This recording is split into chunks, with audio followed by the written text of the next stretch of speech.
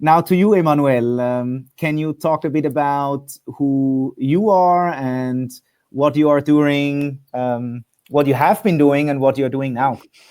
So I'm a researcher by background. I've got a degree and a PhD in psychology, and I'm very interested about human interaction and how people use objects in their interaction, which led me to work in a digital world.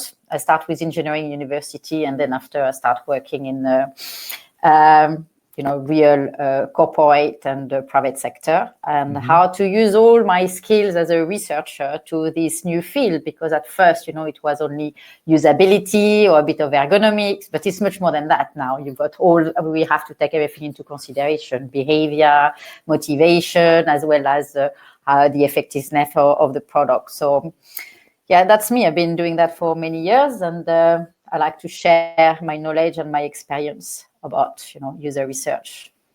And kind of where are you now? What are you doing now? At the moment, I work for Education First. I'm their lead product researcher. And so I work on several projects, as well as putting in place some processes and improve the capability, and work across the business, and work with the engineers, the designers, the product owners. So very hands-on project at the moment. So I'd actually, since you are been doing this for so long, I would actually like to start at the start in terms of what is user research to you? How do you define it when you come into a company who might not have heard of it, or who is only sparingly doing it? What do you say what user research is and what it's good for? So user research is using several research methods in order to understand how people will interact with a product or a prospective product, maybe a product you don't have yet, or you want to understand your users in order to improve your current product. So we are here to bring evidences that will help the stakeholders to make the right decision. So we are really here to support the product development process. So you kind of give also the confidence to make a decision in a way, right? Because there's like user research behind it. Yes, we did it correctly. We bring evidences. So everything we bring, it's evidence coming from quantitative and qualitative research method, and the stakeholders can make the right decision. If we realize and they want to create a new product, but the data show that actually it's not the right thing to do, they can make the right decision. Because a lot of people think they have ideas. Everyone got different ideas for a product, right. Especially a startup. Just imagine a startup, they've got, I'm going to start a new project. Sure. It's an amazing product. And at the end, they realize, and it's only them think it's a great product. If the user is not going to be there to use it, it's pointless. It's a waste of money. And research also helps financially to make the right financial decision for the company, small or big one. And then how, because also you're doing this for quite a while, like how has it, what was like the evolution? Because we were talking a bit about beforehand when you were walking with big cameras through the city. So, I mean, how did it start? How did you start out, and how is it today, and how is it maybe in the future? Okay, before I used to go to do fieldwork with my tripod, my camera, spending a lot of time in a transport, and it was very heavy stuff. Even the computer was heavy, so it was like a huge bag to get somewhere. And also we had to transfer the data. It was very difficult to get the qualitative data. Quant, it's a bit better, but quant, we used to have surveys, so we used to have paper one, we had to translate them. So that was not too bad, but for recording interaction and people using product, my God, it was so complicated. Now it's easy. You've got your laptop. You can test something at the other part of the world. You got remote testing. Everything is recorded. You can analyze your data. You've got new software like User Zoom, who do a lot of stuff as well. You've got so many tools at your disposal now than we didn't have at first. So the profession really changed, and it's a new profession, but it really change in a way that we've got better tools now to do our work, so it's faster, much faster. And where do you think, like looking out at this profession, where do you think like 5-10 years from now, where we will be? I think we can have a lot of automation and a lot of things we are doing. And we may also have some AI a lot for, for question interviews. If it's systematic, sometimes it's becoming very systematic what we are doing. Even if we do the field work, is still very important. But then after you start testing and retesting some product, we may just have some automation behind it, more and more. I could actually especially imagine kind of AI applications in evaluating the results, especially of qualitative stuff and quantitative as well, actually, both.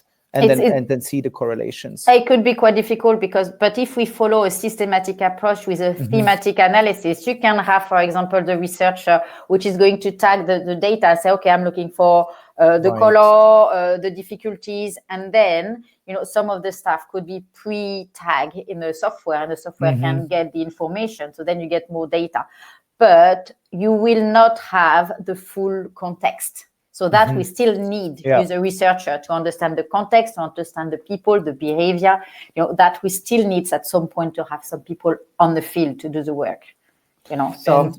And I mean, speaking actually of going out into the world and doing the work. So you were mentioning that before in our conversation that you are still going out and actually doing the field work yourself.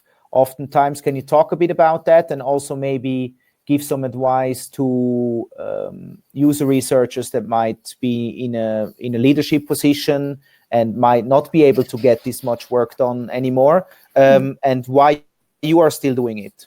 I think it's very important to keep your hands on, because you need to understand your user, the context. If you do home visit, especially if you do international research, you really have to see what's going on.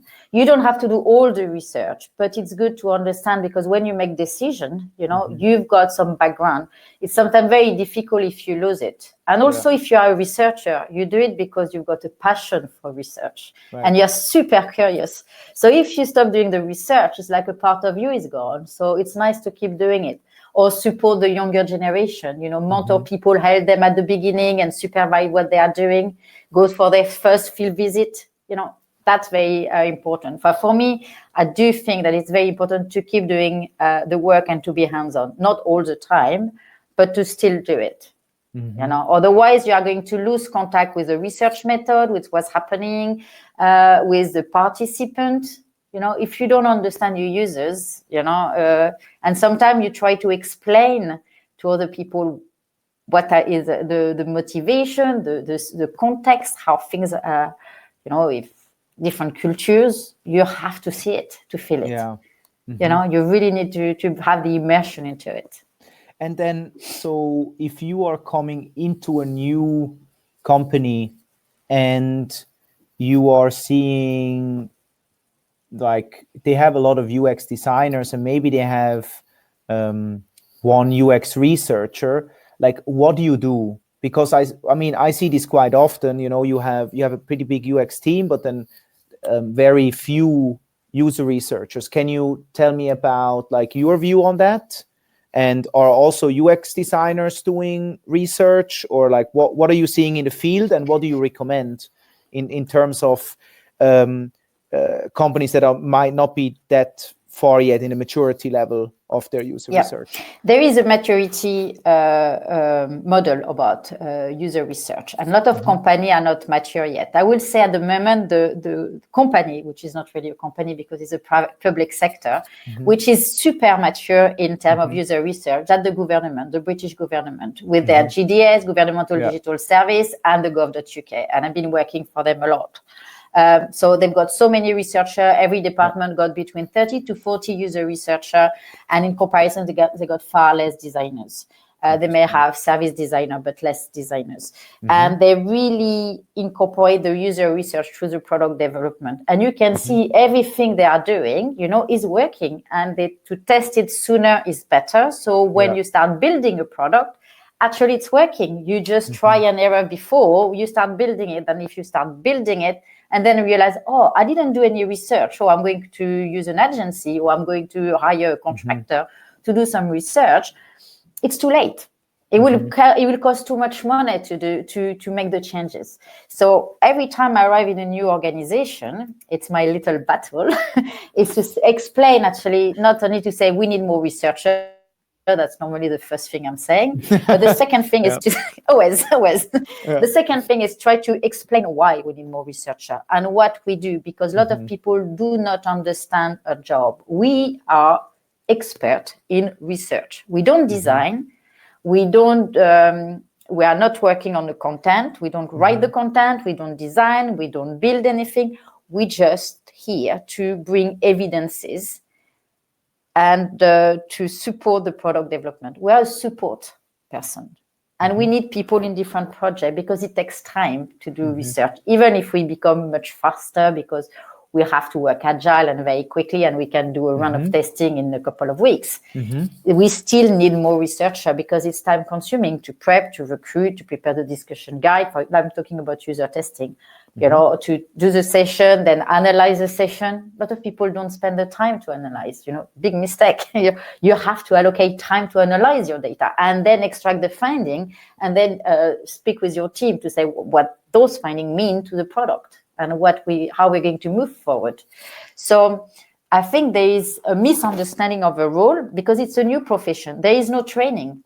Right. There is no degree or master. There is a master in UX, but not in user research. So people who come from design don't have the skill set. They don't know how to analyze quantitative data. They don't know how to analyze qualitative data. There is a process. There is a learning curve how to analyze data. So you need a certain background to do it. You're not going to, I always do the analogy with, when you build a plane, you got people who are going to be super technical. So that's the engineer. Yeah. You've got the designer who are going to do the chairs, the TV and the thing, that's the designer. And you've got the researcher to see how it's going to fit with the environment. So the co-pilot will be, you have the cockpit where you will have the pilot and the co-pilot. So we need to observe them in interaction to see how they use all their buttons and if they are the right position for them. Or you see, are the chair comfortable enough? So that would be observation. So you have a bit of ergonomies, you have a bit of social interaction, of use of object in interaction. So you have a different skill set. So for a plane, would you put a designer to evaluate the place of the button for a pilot? No. Or you do the same thing in an operating theater. Would you put a designer to evaluate the capability or how this product is fitting the working environment of those people?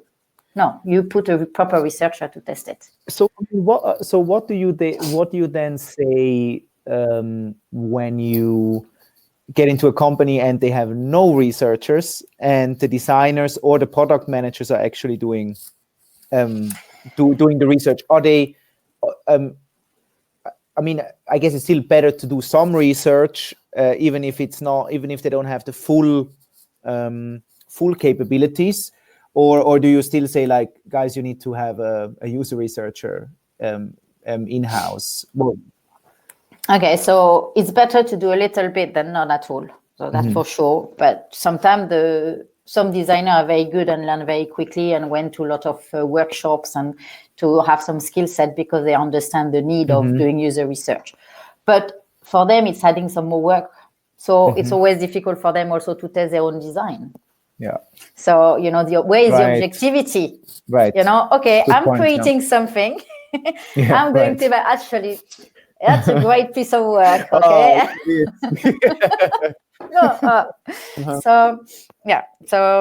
But you do what you can with what you've got, and I think it's going to it's taking time. It's getting much better, and organization start to understand the need. And I think when they realize and they make a failure on a project, they realize they didn't do the research. Yeah. And I've seen so many companies going through. They have to fail first to realize I just wanted to say. But and then so you come into a company, and then what if you get pushback? Like what are the arguments that you're using pro user research because I know a lot of UX leaders, design leaders, whether it's design leaders or product owners have that issue. And that's why it happens that research gets done afterwards, they just do it to tick the box. Right. Okay, so where it should be done earlier, and it should be integrated to the product development. So you got the discovery first, so you do some research, then you do some the alpha, a proof of concept with designer and test, and so you test prototype, so you test, improve until it's ready. You move to the beta. You still do the research, but that we start testing on a real build product, and you can have new feature going through the alpha and coming back. And then it's going live, and then you start setting up your analytics. So when it's live, you can gather the data.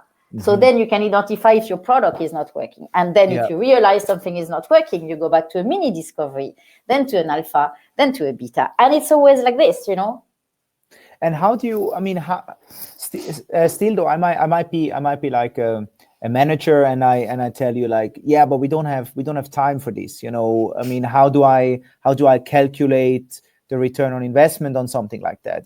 That's always an issue.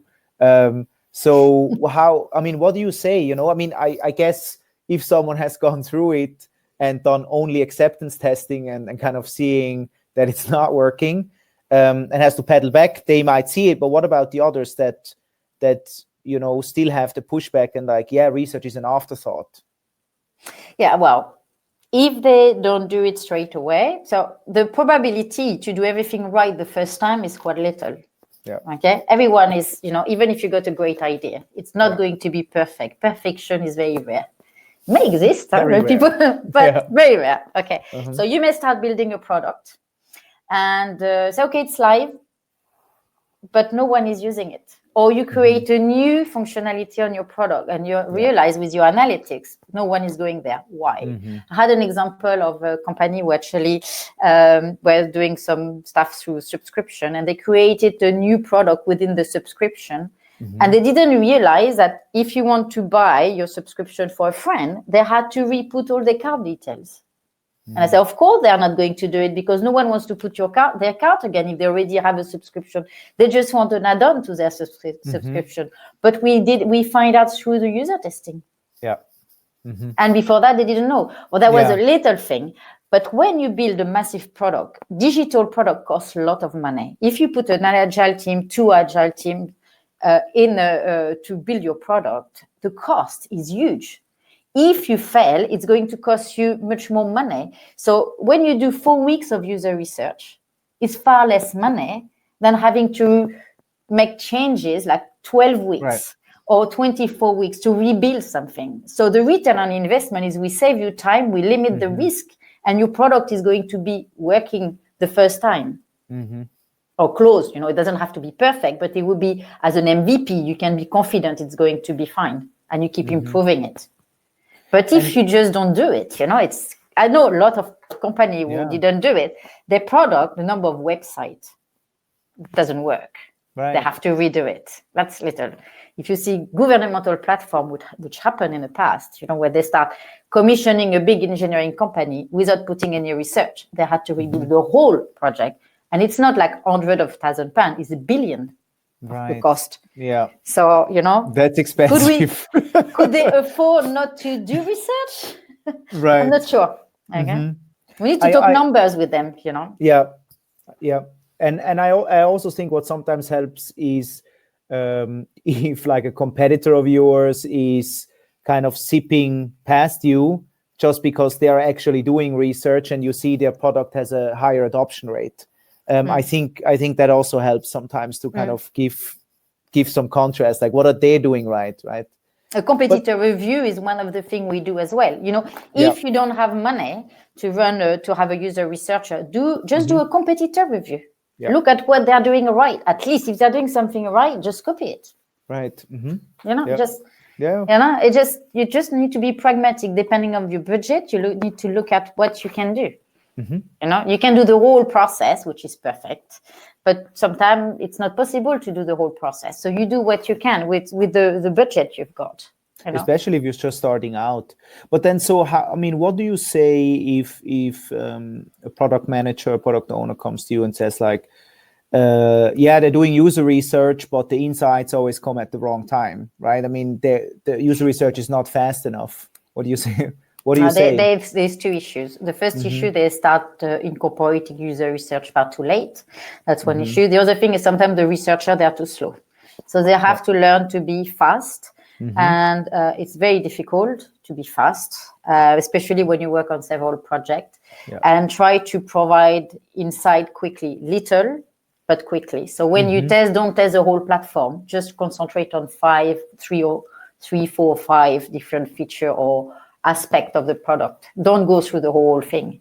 You don't have time. And I mean, how do you prioritize that? So let's say there's a sprint coming up, and I mean, me as a user researcher, what do I do in terms of how to prioritize the right insights so that I am ready when they need to be delivered? So the very important thing is to integrate the user research within the agile time. So when they do their planning meeting, the research should be anticipated. We need to work a sprint in advance to anything.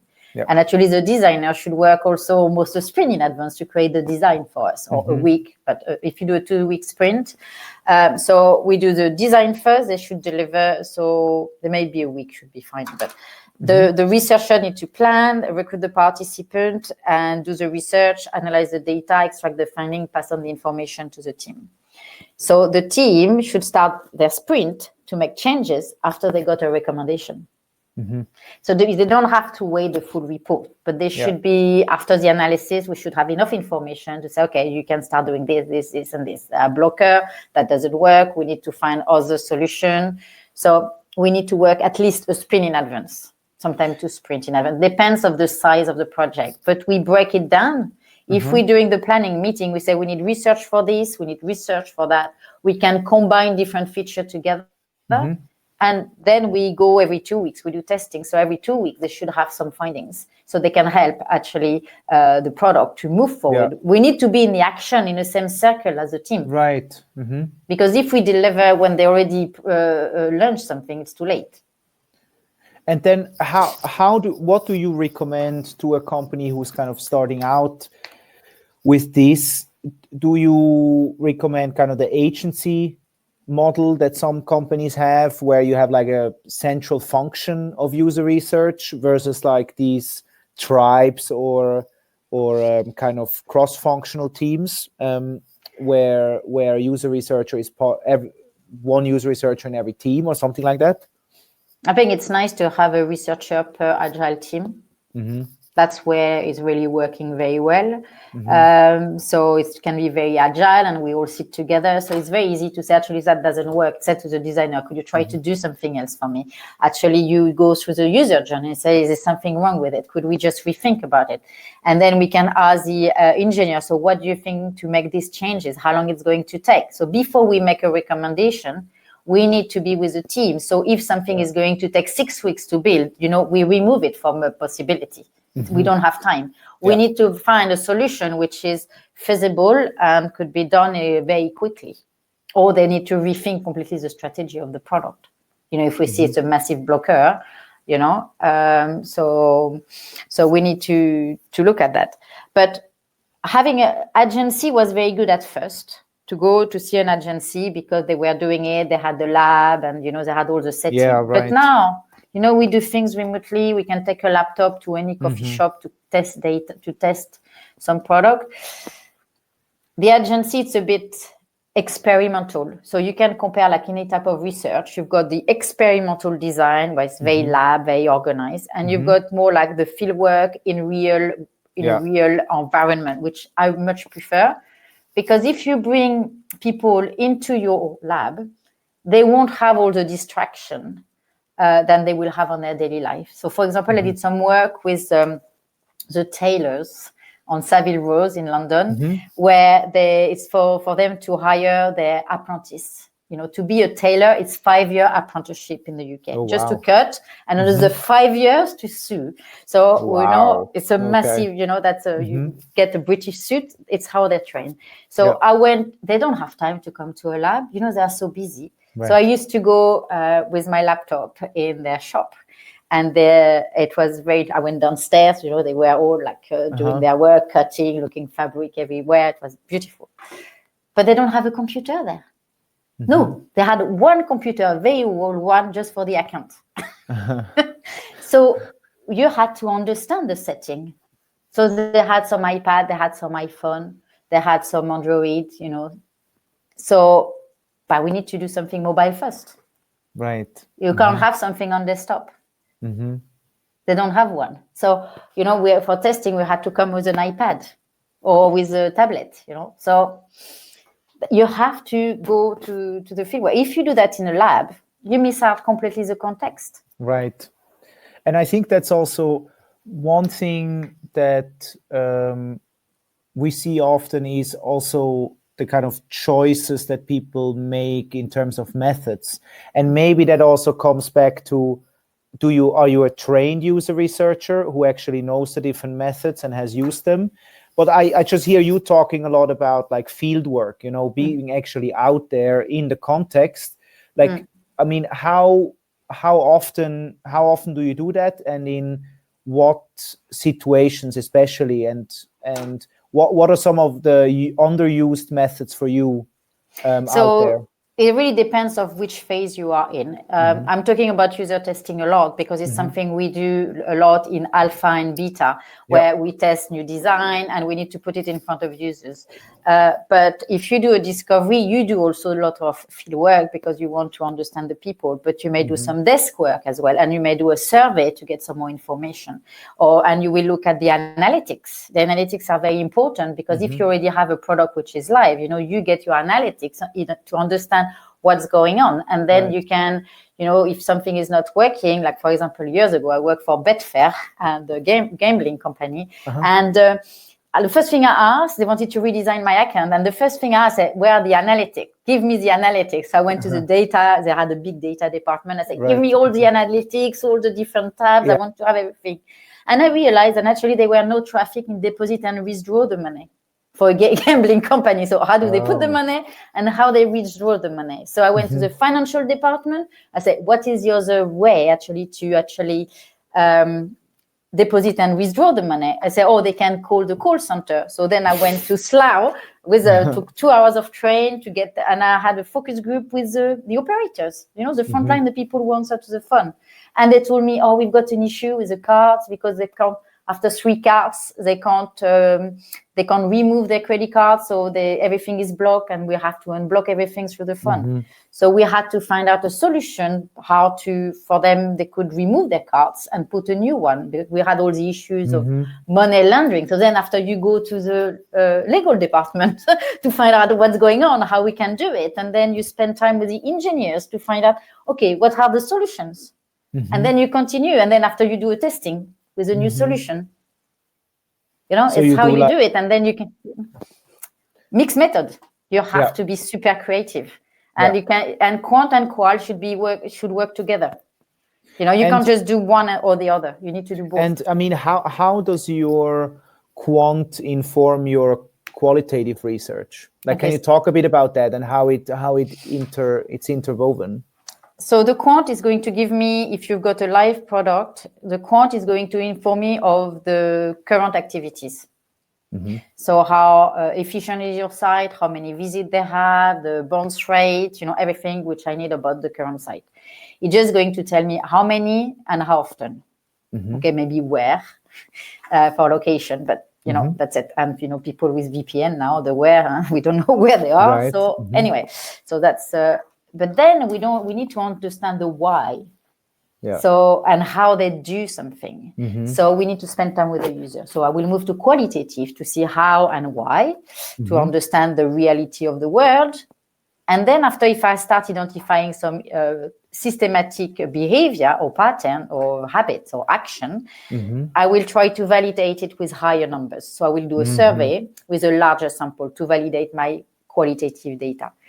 even if the qualitative data can be highly reliable, depending on the samples and the size. But if you reach 16 participants, you can be quite confident you've got something going across.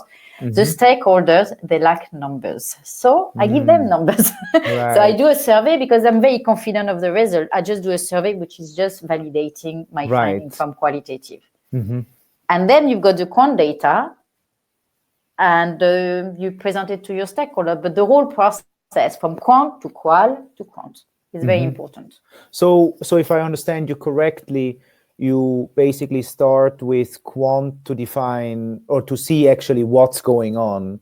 And then with qualitative, you find out like how or why is it going on and how. And then you kind of try, and then you go back to quant to kind of ensure that what you just saw is applicable to the mass. Yeah. That's a simplified version of it. Sometimes you have to move things around. If you start with a white page with nothing, you are going to you do a lot of qual to understand the reality, but you do desk work and you can look at numbers, you can do competitor review. We've got quite a lot of methods. Or if we want to understand the architecture, we can do a card sorting just to make sure, but that is more quant, so to see how people are moving things around. So it's really depending of your research question and the aim of the project and what the business wants to do. What do they want to achieve? And we're just here to try to guide them and give them some information. Right. And then, so to come back a bit to also what you're going to talk about in the workshop, just to briefly touch that. So you kind of talk about how to grow your team, your internal team, right? So what do I need to, let's say I'm a head of UX and I have 3 designers and 2 user researchers. And now you come in, and then what kind of questions do you ask, and how do you start the process? Okay, so first of all, to see what is the business goal? What do they want to do? Where do they want to go in 6 months, in 1 year, in 5 years? And for me, I need to have the vision and the projection. I need to understand their client base, how much. I look also at their revenue, what they want to do, and depending on how many projects they want to launch, it's very important to put 1 researcher per project. Yeah. We've got a big issue at the moment is there is no resources on the market. It's impossible. That's a big issue. There is no user researcher on the market, very little. It's very difficult to find people who can do the work. So, and also most of the people are contractors, because there is no real need in the organization. They just start to wake up and say, we need user researcher. So they start hiring user researcher, but all the researchers, most of them are contractors because, we make more money as a contractor. So it's very difficult to recruit people. So if you want a mid-weight researcher, it's super difficult. Yeah. And a super senior, until they're going to put salary, as a permanent person, like a decent, management or a salary, it's going to be very difficult to onboard people. Yeah. So it's also a longer process. Yeah. So we need to anticipate. So what I keep saying, it's what I'm going to do also on my workshop is, what do you do with what you have? So if you got issue in your organization, most of the time they can't increase the headcount. That's an issue. Yeah. So how do you get researcher if you can't increase your headcount? So what I do is I look at talents, people in the company who have the right foundation, people who've done psychology, anthropology, sociology, some specific skill they learn in uni. So I can shape them, to become user researcher because they've got some foundation. Okay. So I've been doing that for the government because they had a lot of contractors, which cost a fortune to the government. We are taxpayers, so we want to reduce the tax. Right. So the thing is, it's good to have contractors. You need experts.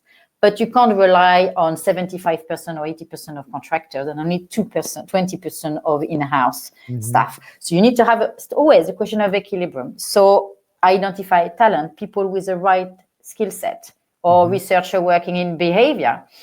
So So I just spend time to identify those people. So I do a lot of roadshow where I go to different offices, especially if it's global or if it's the same country but different offices, to try to explain what is user research. And you always have the people with some research background coming to those talks. So then you identify them and say, okay, are you interested to do some user research? We can try to move you to do user research. Or you may have people very sharp, who learn very quickly. So you want to onboard them. So identify the talent you already have. That's something I always try to do. So you don't have the increase of headcount. And my battle is from day one is to increase the headcount always. It's just to have more researchers is going to save them time in the long run. And it's a new profession. But to find them, we can have graduates, but we need someone senior enough to train them. Because there is no training at the moment. You can do a master in user experience or in UX, but you don't have a master in user research. You don't, or even a degree, or even what are you like?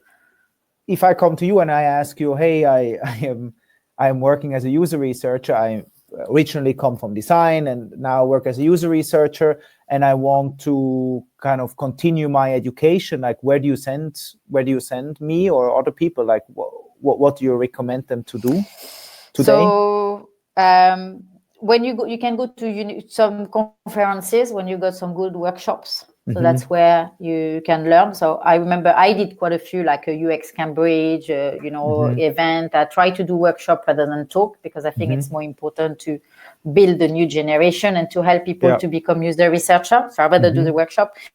And other people are like me. So to do the workshop, you can get some more insight. You can also read. There's a lot of research method, any research method. So there's some books. So there's some, or you can also go to the gov.uk website. They've done a good info. It's quite basic, but you've got enough information to start doing research. So I will recommend you can go to the gov.uk, user research guidelines. And also there's some books like human and computer interaction research method. So they're going to be a bit more quantitative. And you can look at anything about like doing fieldwork, diary studies. There's a lot of research in terms of education, how you do diary study, how you do. And user testing, you can, there's a lot of video on YouTube. You try to get the information. There's not many books. There's few books, but not many. There'll be a new one soon, mine. But we get to that in a second. But there's few books actually which I get some inspiration about ethnography. There's one called Thinking Like a Researcher. It gives you quite a good information about ethnography, anthropology. So it's quite interesting to do the field work. And there is also user research by Stephanie Marsh. She's worked for the government. I think she's the head of user research for GDS. And she did it's quite basic, but it's quite nice. It's a good start to start working on that.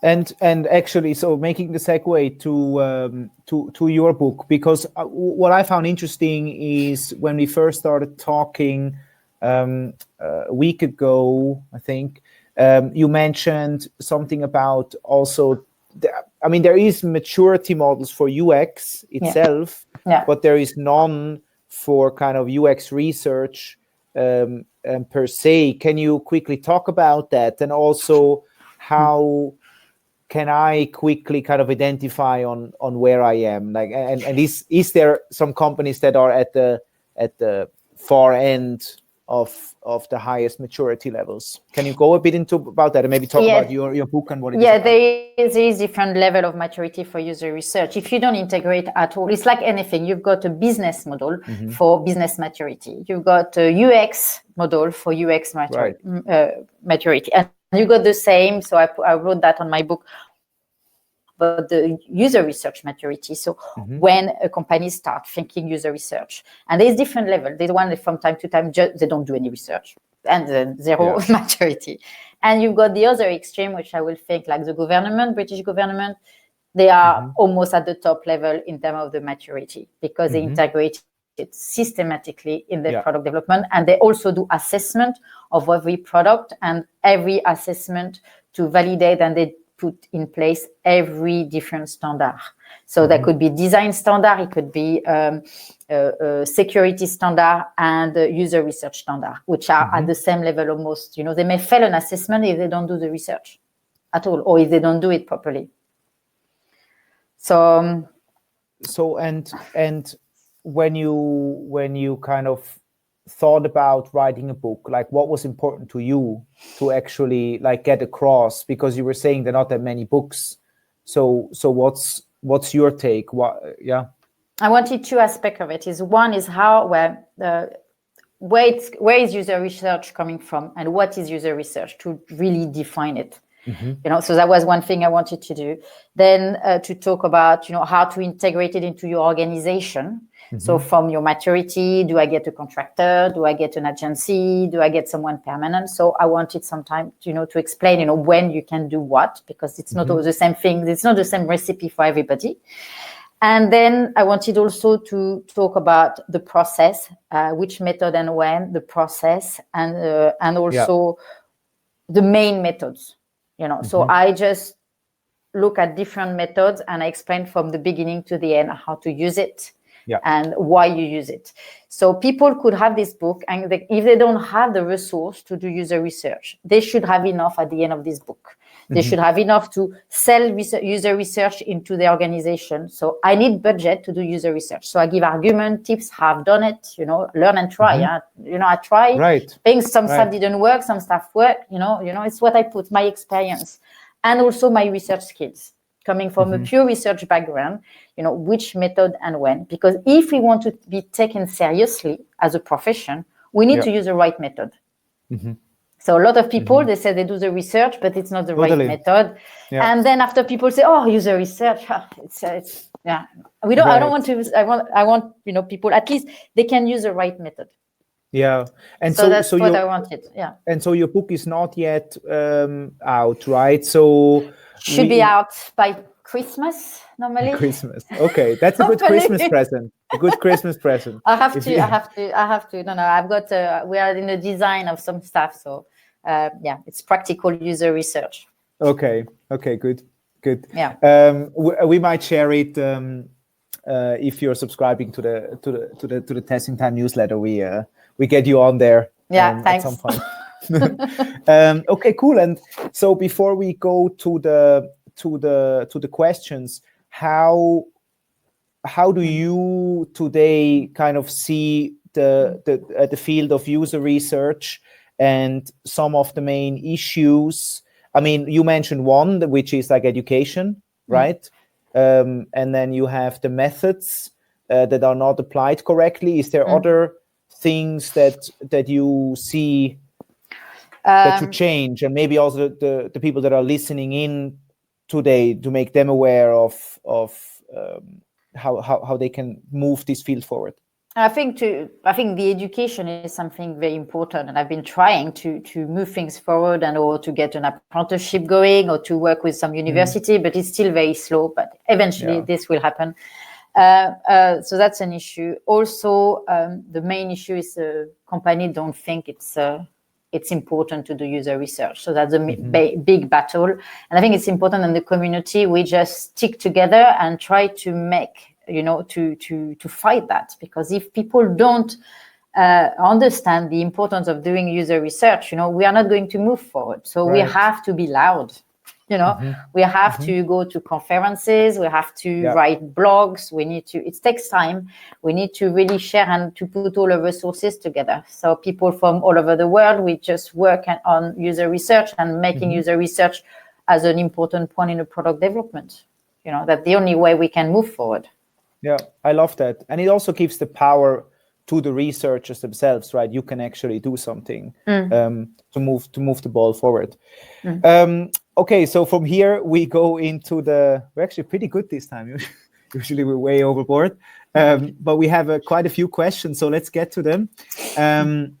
Sarah is asking, what is an effective way to present your findings to the stakeholders? So how do you think about that? Okay, so one thing which is very important about presenting the findings, it's understanding who are going to be the stakeholders. You need to adapt your findings and the presentation of the finding so it makes sense to them.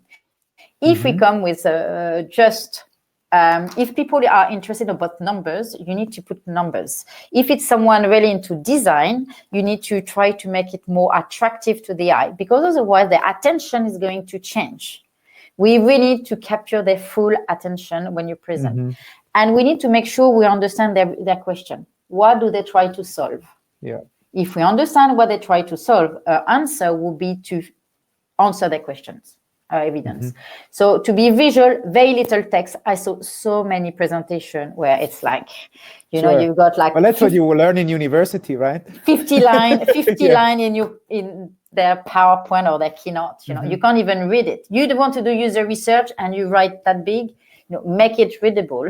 You know, make it easy. Put some pictures. Use the imagery and the semantic actually to convey your findings. So I always try to do both, and bullet points, you know, no big sentence, bullet points, quick numbers, you know, you just try to make them understand quickly and explain what you've done, where we come, you know, what we've done, how many parts, the process. It's always the aim and the goal of the project, the method we are using, the participant we are using, how many participants, the research method, the analysis, the findings, what those findings mean, the interpretation of the findings.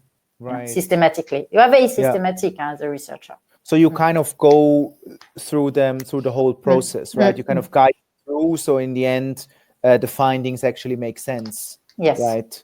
The interpretations of the findings. And so since this is anyways the most important question, what kind of groups do you have? So you mentioned in the beginning, first you need to think about who you're talking to.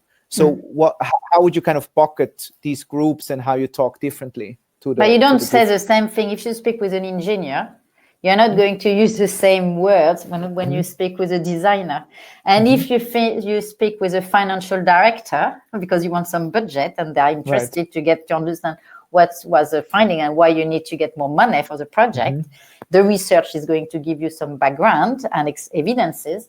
You know, you don't use the same thing. So, for example, for the designer, you are going to say, oh, that was great, but I think, you know, the contrast was not great for this person. So maybe you can look at something a bit different. For the engineer, the color doesn't really matter. They want functionality. So in terms of functionality, you know, they want to go this. And for the financial director, they say, if we don't do this, it's going to cost that much to the company. So it's how you interpret the same result with different terminology. Yeah, that's how you get the information. Also find out, right, what the interest is, as you said. But, what is the other person interested in? Yeah, because our own understanding, for us, we get very excited when we see something interesting about the data, but it's not what the other people like, you know. Right. You know, and then you're like, why are you not? Why are you not as excited as I am? Yeah. Okay. Second question. What is your opinion on Guerilla usability testing? I think it's great. I use it a lot for quick fix. When we test any wireframe, a prototype, you know, I will do it. I will use it to take my laptop anywhere. I like the natural environment quick. So it's nice. I won't do all of it. Sometimes we need to do the whole user journey and a bit more testing, but I still like the natural, quick environment. But how much are you relying on the results of that Guerilla test versus just giving you kind of an intuition for it? Or like, what are you doing with the results of the I do the same process as for user testing in a lab.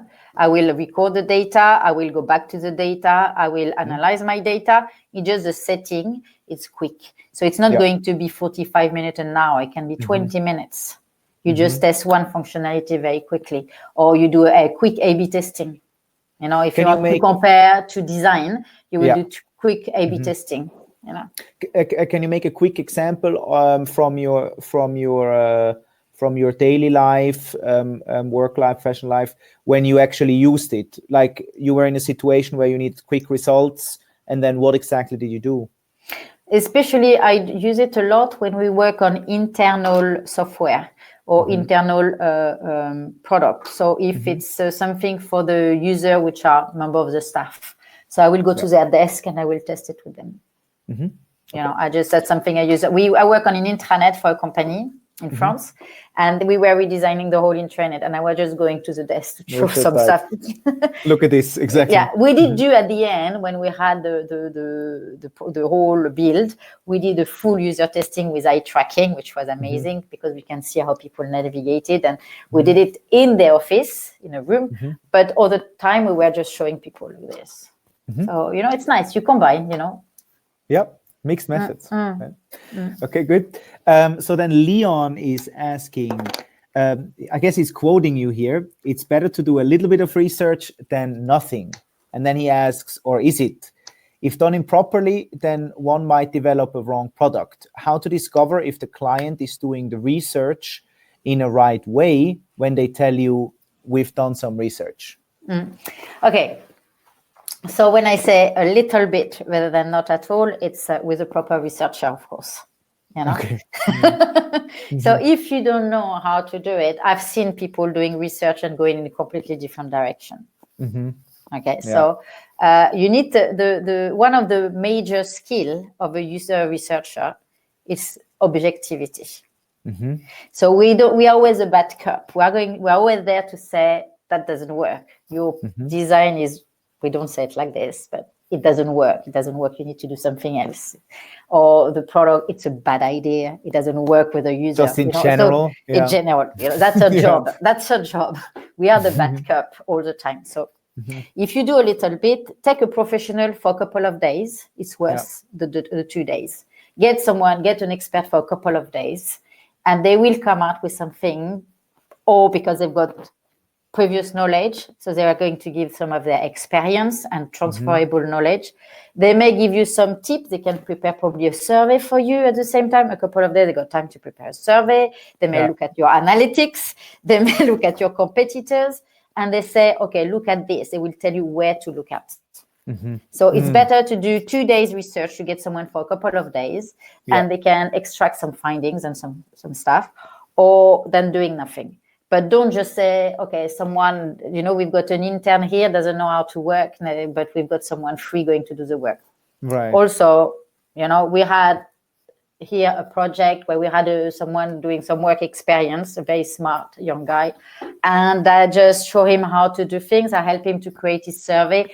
And he did actually an interview over the phone, and he was brilliant. You know, so with a bit of support, and, you know, you can do something. You know, you need to have the support from someone with a bit more experience, and someone junior can do it. You know, it's a learning curve. Makes sense. Yeah, makes sense. We have a little case here from Louis. We are in a startup, and we have 3 cross-functional teams. If we start by hiring a user researcher, what would be his/her best possible contribution? Help each teams with incremental innovations. For example, a team has an existing feature, enhancement idea, and the researcher helps validate the value, or help the company clarify the bigger picture on a strategic level and target more disruptive innovations. For example, new products or new opportunities. Well, both. I think we can work on what you are currently working on, and then the researcher can also be available to help with for the innovation and future of the business.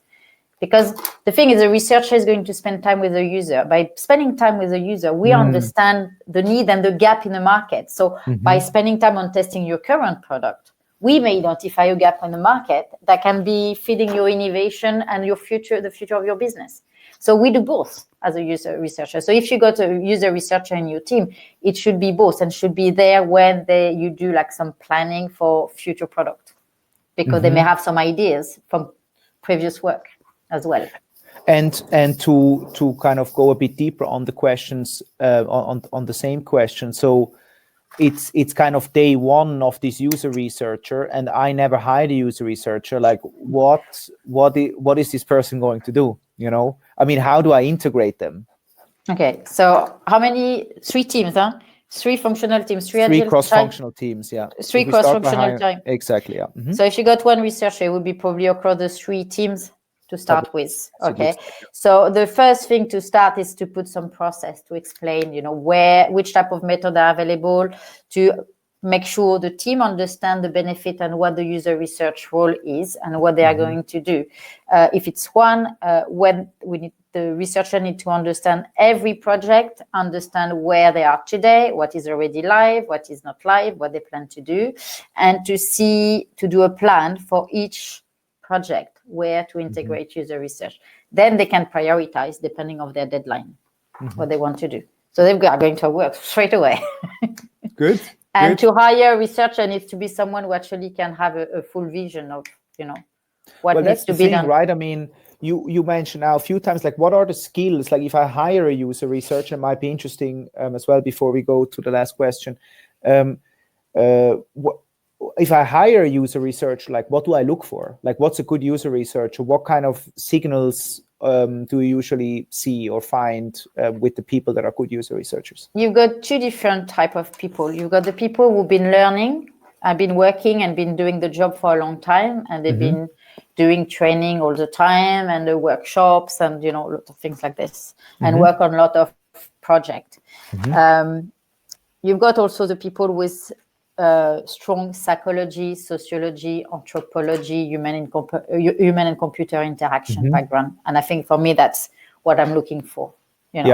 I will look at cognitive psychology, processes, psychology. They're good in quant and qual research method, human computer interaction, functionality, analytics. They will be good at that, and creating some survey. Anthropologists, they will be very good in doing fieldwork, understanding, capturing the data, doing diary study, doing contextual inquiries. So it really depends if you got someone with like multiple research method skills. But when you're looking for someone as a first hire, I will look for someone who can do user testing and discovery, because this is going to be the priority. The analytics, everyone can do a little bit of it. It's great. You read a book, you understand analytics. Doing a survey, you can find someone with social behavior background, or you can even find some survey people help you to create a survey. But what takes time and knowledge is to capture the data, choose the right method, to create the research question, to create the discussion guide. And I think someone with a research background, sociology or psychology or human and computer interaction would be good. So you could even, like, do you sometimes take people directly from university without them? Okay. Yeah, because you can just shape them. Right. So even if they haven't had direct like UX knowledge, they bring the toolkit to actually do proper research. And they will learn on the field, and actually they will have this. They need a toolkit of research method. Okay. So that's what they need. They should not design. Sometimes people, they want the researcher to do the wireframe, the UX prototype. Exactly. Okay, good. So last question. We have here, let me quickly see. What about as a designer, I want to become a user researcher. So like I'm a designer now, and then I want to become a user researcher, want to go into that kind of field, and I might not have the skills that you just outlined. The question is why? Why do they? The question is why. Well, I mean, maybe Marianne is still here and can answer. And in the meantime, we're asking another question from Olga.